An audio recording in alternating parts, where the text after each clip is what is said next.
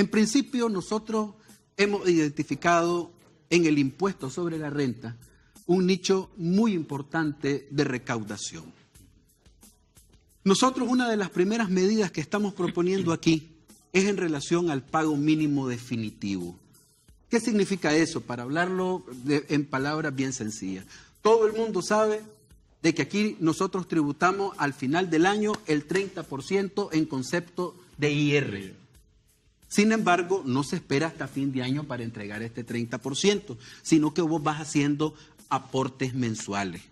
Hasta la fecha, ese aporte mensual es del 1%. A eso se le llama pago mínimo, del 1%. Entonces, hemos identificado aproximadamente a entre 400 y 450 empresas denominadas grandes contribuyentes que han venido creciendo fuertemente en estos últimos 12 años, donde ha habido un crecimiento sostenido del 5.3%, una inflación controlada, y han venido existiendo condiciones para que ellos se fortalezcan económicamente, y es hora de que puedan aportar un poco más a la fiscalidad. Y es por eso que la propuesta es hacer pasar el pago mínimo definitivo del 1 al 3%. Mensual. Ajá. Mensual. En el caso de los principales contribuyentes, que son... Eso es para grandes contribuyentes. Para grandes contribuyentes. Estamos hablando que de un universo de aproximadamente 135.000 empresas inscritas en la Dirección General de Ingresos, 400 o 450 aproximadamente son grandes contribuyentes. 450, sí. A más, 450, que van a subir del 1 al 3%. Luego de eso están los principales contribuyentes. Eso sería, disculpame, anual sería, vos decís 30. Pero... Sí, pero es que después te voy a explicar cómo se hace la suma y resta, porque la misma ley te lo establece. Entonces, en el caso de los contribuyentes principales, dice la ley, van a subir del 1 al 2. ¿Cuántos son esos? De los 135 son como 20 o 22.000 empresas.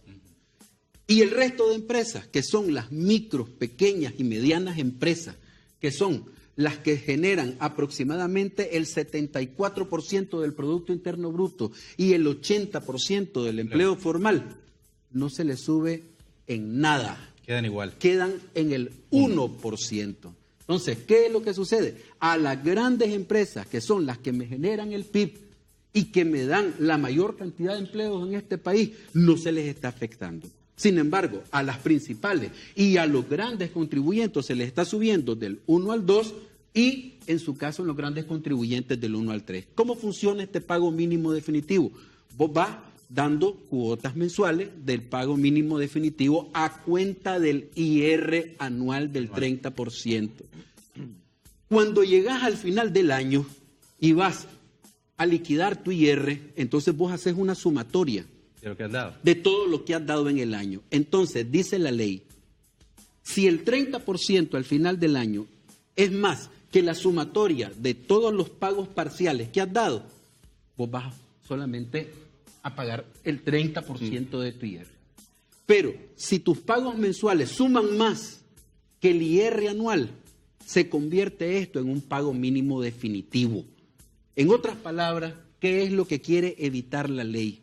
Y es increíble. Aquí creo que los hermanos que nos observan, estoy seguro que van a coincidir conmigo.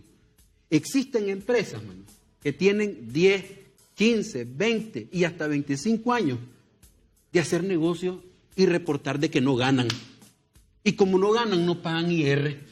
Entonces no es posible. Y ahí se creó, no ahorita, hace ya muchos años, el tema del pago mínimo definitivo a cuenta del IR. Si tu IR el 30%... es 100 pesos y vos diste 80, en el año, entonces vos vas a poner un diferencial, vas a poner 20 y ahí tenés 100. Pero si tu IR es de 100 y vos en tus cuotas de pago mínimo anual diste 120 es tu pago mínimo definitivo. Eso es exactamente lo que dice la ley en relación al IR. Ahora, la propuesta. Ahora, ¿qué es lo que nosotros estamos planteando como un mecanismo paliativo para garantizar cierta liquidez al impacto que pueda tener esta medida en estas principales y grandes contribuyentes? Si actualmente el impuesto sobre la renta en su pago mínimo definitivo, alícuota, es del 1% y va a caer al 3%, y va a subir al 3%, perdón, ese diferencial de 2 puntos porcentuales en el primer año se lo vamos a devolver con un título de deuda transable en el mercado secundario. Y en el año 2000, siempre es del 1 al 3, pero le vamos a devolver, en vez de 2, le vamos a devolver el 1. Y en el año 2021 no se le devuelve nada para que estén ya pagando sus 3%. ¿Me entiende? Entonces, con este título de deuda, perfectamente ellos bien pueden conseguir liquidez vendiendo ese título de deuda en el mercado secundario y me parece que es una excelente alternativa. Esta es la reforma relacionada al IR. Pero lo más importante, creo yo, que hay que destacar aquí, es que más de 100.000 empresas formales que están registradas ante la Dirección General de Ingresos no van a tener ningún tipo de afectación con este tipo de medida. Estamos enfocando la medida en los principales y en los grandes contribuyentes. En otras palabras, es una reforma que está pidiendo que los que tienen más aporten más. Y yo creo de que esto es absolutamente justo, contributivo y distributivo aquí y en cualquier parte del mundo. ¿Se crea algún nuevo impuesto? Eso es otro elemento que también caracteriza esta reforma fiscal. A diferencia de las reformas neoliberales que nosotros hemos venido conociendo y recordando a través de los diferentes gobiernos, en esta reforma no se crea ningún nuevo impuesto. Y eso es bien importante. Nosotros creemos que con el ajuste y las actualizaciones para garantizar de que los que tienen más paguen más, nosotros creemos suficiente. Nosotros creemos de que a estas alturas el pueblo de Nicaragua no puede estar teniendo más cargas impositivas. Las cargas impositivas que existen son suficientes y lo que nosotros tenemos que hacer es ir adecuándolas, ir actualizándolas o ir modificándolas, porque hay que reconocer que hay unas modificaciones. ¿Hay más cambios al IR o esto? Sí, sí, porque también nosotros tenemos cambios, por ejemplo, en la forma en que contribuyen los grandes directivos de las sociedades anónimas, por ejemplo. Está hablando de los bancos y de las grandes empresas, ya que normalmente contribuían al 15%. A título individual. Ahora van a contribuir al 25%, mano. Y yo creo que eso es correcto.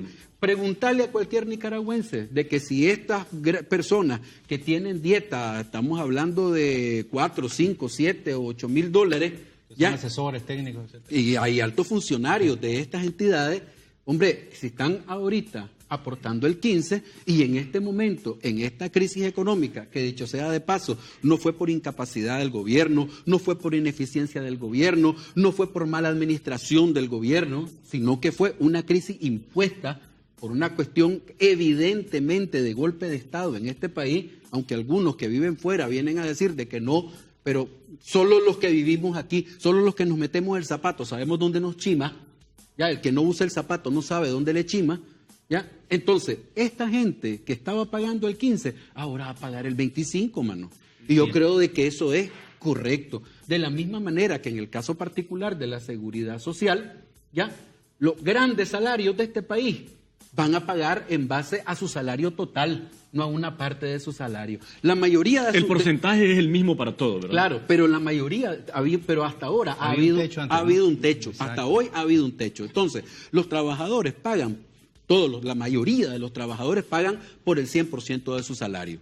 El trabajador. El trabajador, pero los grandes funcionarios, los que se tienen grandes salarios, ya en este país, pagaban solamente por una parte de su salario. No, señor, aquí ya no es posible seguir con esto. Estamos en una situación complicada. Necesitamos garantizar más salud, más educación, mejores carreteras y reactivar la producción. Antes de la crisis, ¿verdad? Efectivamente, eso es elementos que van a estar contenidos en un ajuste al tema del INS, que acordate que son dos temas que vienen paralelos, pero que no son la misma cosa. Para poner un ejemplo con esto.